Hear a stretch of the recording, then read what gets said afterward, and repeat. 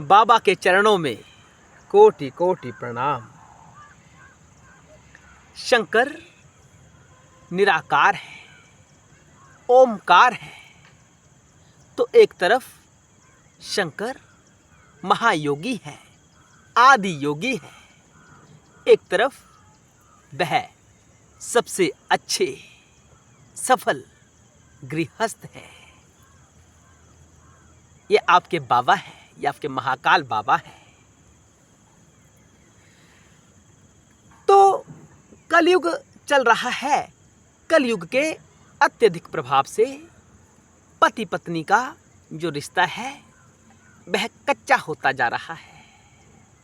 ये धागा इतना कमजोर होता जा रहा है कि जैसे शादी हुई, शादी टूट गई।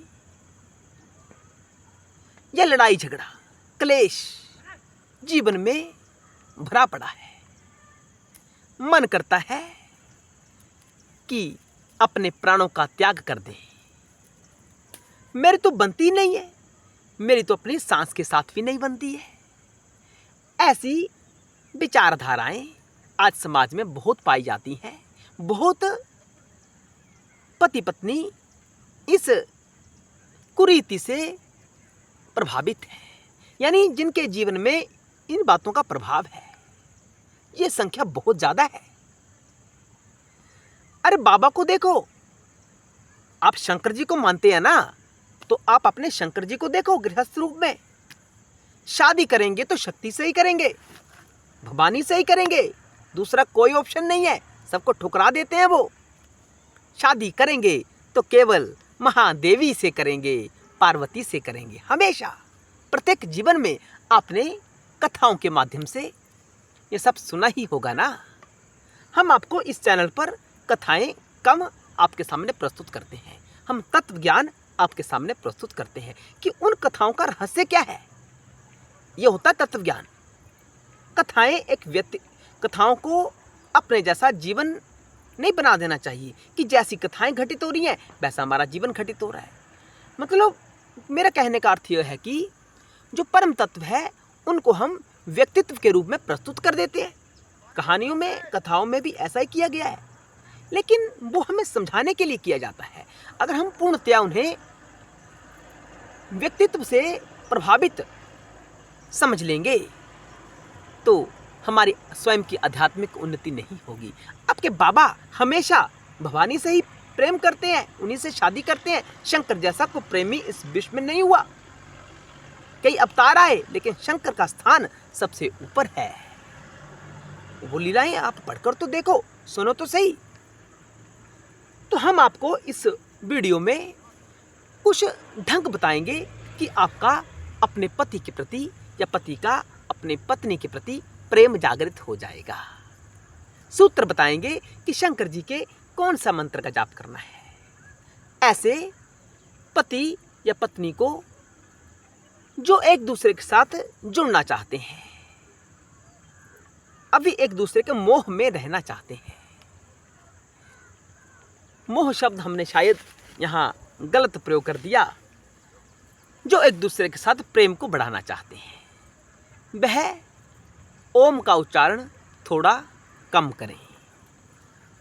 यह पहला सूत्र है, क्योंकि ओम के उच्चारण से वैराग्य जागृत होता है और वैराग्य के चक्र में पति की पत्नी भी आ सकती है या पत्नी का पति भी आ सकता है।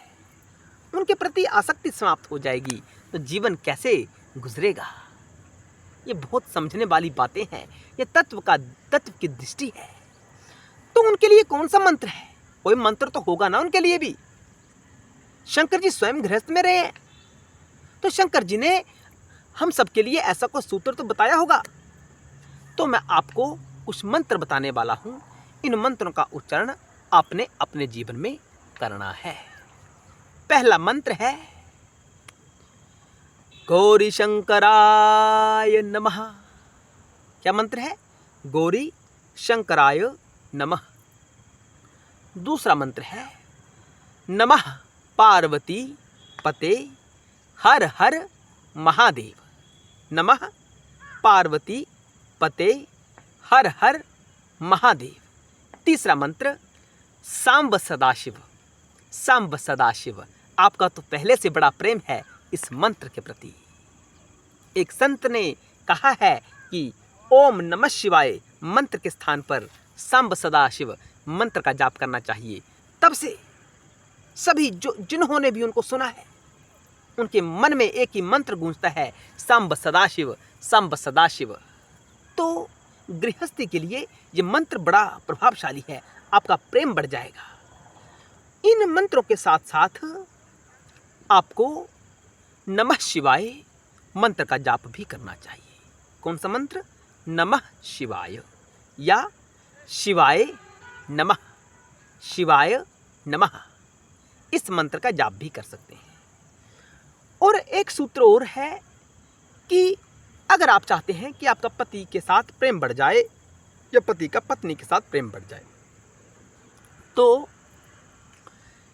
पत्नी अपने पति को शंकर जाने, क्या जाने? बाबा जाने, महाकाल जाने, यानी शिव जाने। और पति अपनी पत्नी को उमा जाने, यानी शक्ति जाने।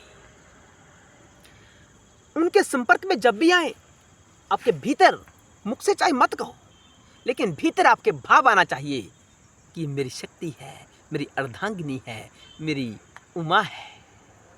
और पति के लिए ऐसा है, लेकिन पत्नी के लिए जब पति सामने आए तो ये भाव नहीं आना चाहिए ये कहाँ से आ गया, इसके लिए खाना बनाना पड़ेगा, इसकी सेवा करनी पड़ती है, मैं इसके घर में नौकरानी की तरह हूँ।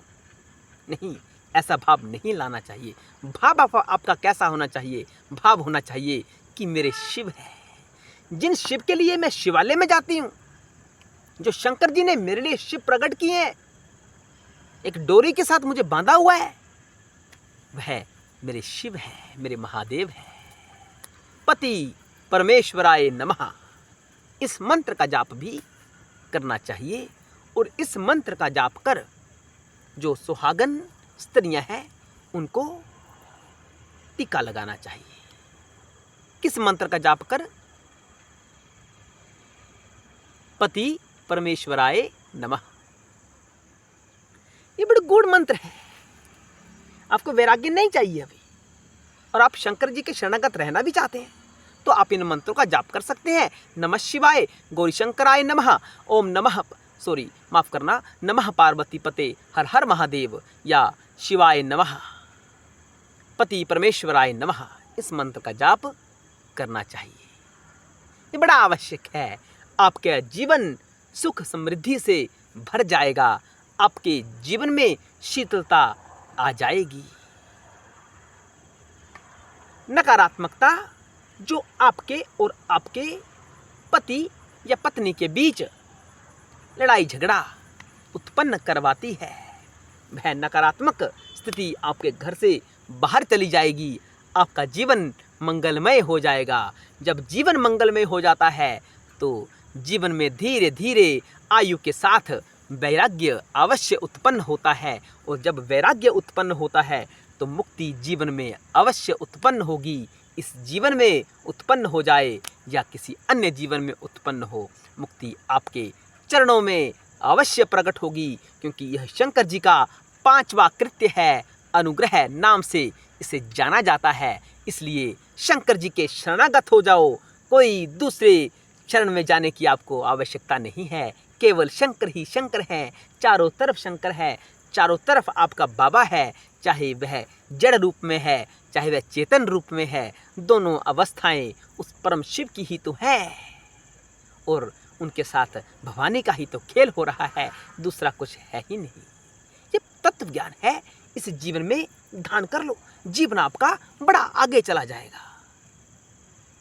लड़ाई झगड़ा क्लेश प्रेम की भावना आपके परिवार में उत्पन्न हो जाएगी। आप यह मंत्र स्वयं भी जाप करना, और जो आपके सगे संबंधी हैं, जो भी आपके संपर्क में अन्य व्यक्ति हैं, उनको भी इस मंत्र के बारे में अवश्य बताना, इसके जाप के बारे में बताना, इस वीडियो को शेयर करना, ताकि सभी लाभान्वित हो सकें इस मंत्र से। क्योंकि ये सूत्र है, ये तत्व के आधार पर बताए जा रहे सूत्र हैं। इनको ऐसे मत समझ लेना कि किताब में लिखा हुआ है, ये अनुभव है। इस अनुभव को आप भी अपने जीवन में प्रकट करो। ऐसा नहीं है कि जो अनुभव हमारे जीवन में प्रकट हो गया वह आपके जीवन में प्रकट नहीं हो सकता, ऐसा नहीं है। अनुभव किसी का व्यक्तिगत होता है, लेकिन किसी के घर का नहीं होता, वो तत्व का होता है। तत्व सबके लिए जागृत हो जाता है। इसलिए तो शंकर सबके हैं। शंकर किसी एक कुल के नहीं है या एक वर्ण के नहीं है, शंकर सबके हैं। शंकर की शरणागत हम सबको होना चाहिए, ये बड़ा आवश्यक है, नितांत आवश्यक है। हर हर महादेव, जय भोलेनाथ, जय बाबा महादेव।